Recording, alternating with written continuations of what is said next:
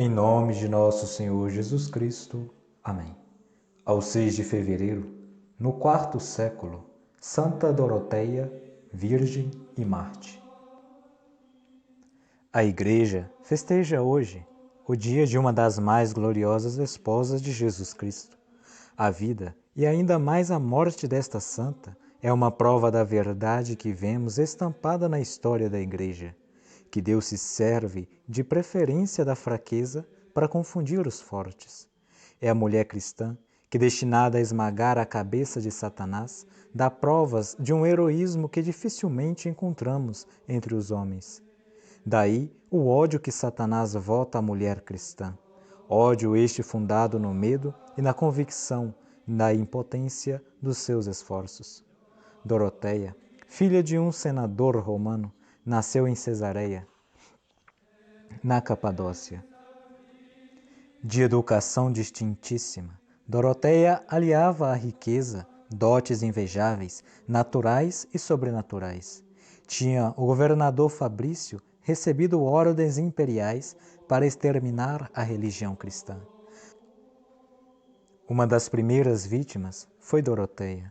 Embora pouco aparecesse em público, era uma verdadeira apóstola de Cristo, pela atividade que desenvolvia entre os cristãos, animando-os à constância na luta contra os perseguidores.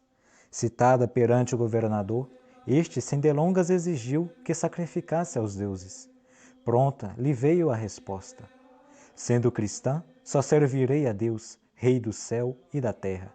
Para os deuses não tenho senão desprezo.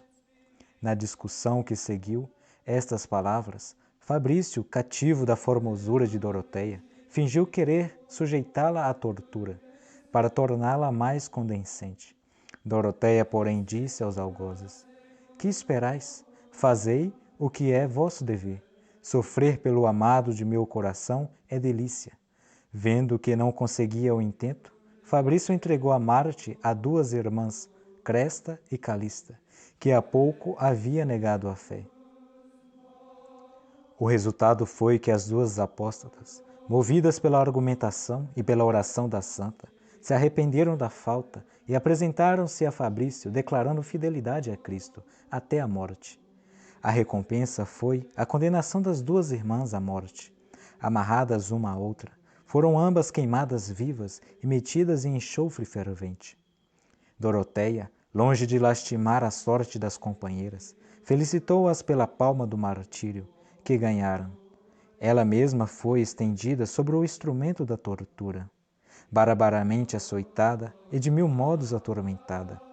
Como sinal de desprezo pelas dores, Doroteia louvava a Deus em altas vozes e demonstrava grande satisfação. Perguntada por Fabrício por que tanto se alegrava, respondeu-lhe: hoje é o dia mais belo da minha vida, pois arrebatei duas irmãs das garras do demônio e ganhei-as para Cristo. Regozijo-me por isto com os anjos e santos. Meu coração arde de desejo de estar com meu esposo divino. Ah, Fabrício, és tão inepto como teus deuses. Fabrício, diante desta ofensa, condenou a Santa Marte à morte pela espada. A donzela, ouvindo a sentença, exclamou jubilosa: graças a meu Deus, que me chama às núpcias eternas. Era inverno e fazia muito frio. A natureza apresentava um aspecto triste e as árvores ostentavam os galhos desfolhados e secos.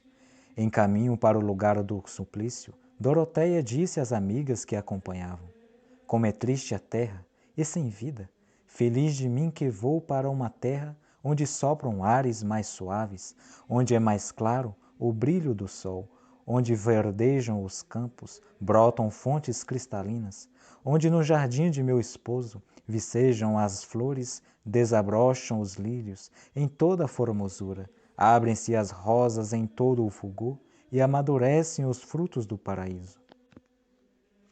Apanhou estas palavras Teófilo, jovem advogado, espírito folgazão, que não deixava passar ocasião sem dizer uma sensaboria sobre a superstição dos cristãos.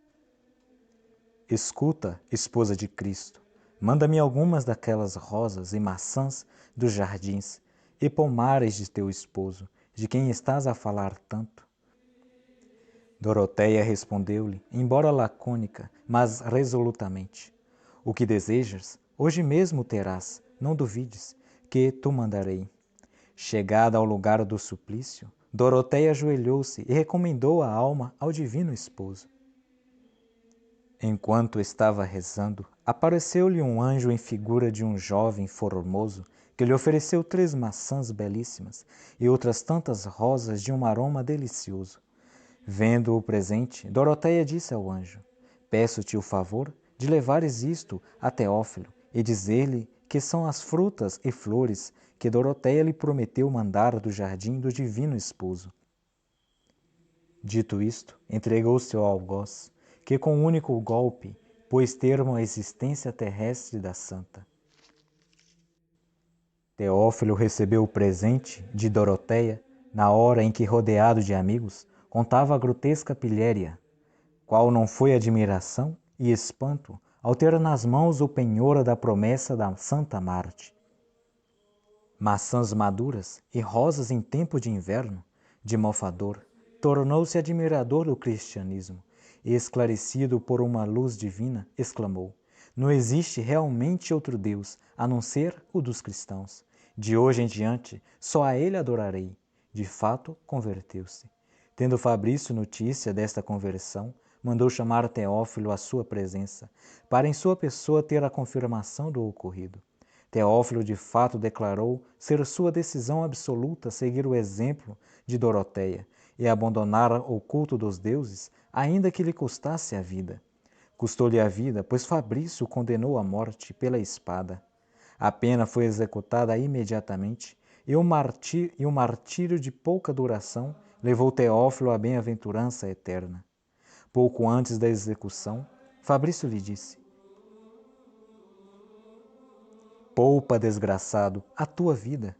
Ao que Teófilo respondeu: e tu, mais desgraçado que eu, tem pena de tua alma. Pouco importa o corpo, contanto que salve a minha alma e entre no gozo de meu Deus. As relíquias de Doroteia e Teófilo acham-se em Roma, na igreja consagrada à memória dos 2 mártires. Reflexões. O mau exemplo das irmãs e os maus conselhos de muitas outras pessoas não conseguiram afastar a Doroteia da lei de Deus. Muitos são os homens que, vendo-se rodeados de maus exemplos, o seguem e imitam, embalando a consequência com desculpas vãs, como se Deus não reparasse nas faltas cometidas no meio de um dilúvio de pecados.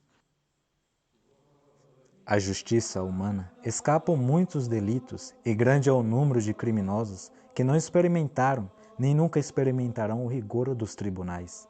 A Deus, porém, são patentes todos os pecados, os individuais como os da coletividade, e cada um deve prestar contas à justiça divina. Grande foi o número dos maus anjos. Todos receberam castigo, e nenhum dos que se revoltaram contra Deus ficou no céu. No dilúvio, foi exterminada a humanidade toda, com exceção dos membros da piedosa família de Noé. Os habitantes de Sodoma e Gomorra pereceram todos nas chamas da divina vingança. Assim foi, assim sempre será. Nenhum dos que contra Deus operam, praticando o mal, conseguirá esconder-se dos raios da justiça divina. Se andares com eles, receberás a paga. O grande número dos pecadores, longe de estatuir uma atenuante, mas provoca a ira de Deus, porque o pecado cometido por um número maior de homens, maior ofensa faz a Deus. Segundo, os castigos de Deus são terríveis e eternos. Lembra-te desta verdade, principalmente quando a ocasião de pecar for grande e próxima. De pouco valor e efêmero é o que o demônio e o pecado te oferecem e prometem. As ameaças divinas, porém, são terríveis e levam ao fogo eterno. O prazer que o pecado proporciona é curto e fugaz, mas as penas por ele provocadas e causadas são terríveis e sem fim. Santos, cuja memória é celebrada hoje. Em Emesa, Síria, o bispo Silvano, 40 anos bispo na cidade da diocese, e com outros cristãos, sofreu o martírio decretado pelo imperador Maximiano, sendo ele atirados às feras. No mesmo dia, os santos mártires Saturnino e Teófilo, e Santa Revogada Marte. Na França, a memória de São Vedasto, bispo de Arras, e Santo Amado, bispo de Matric. Deu graças.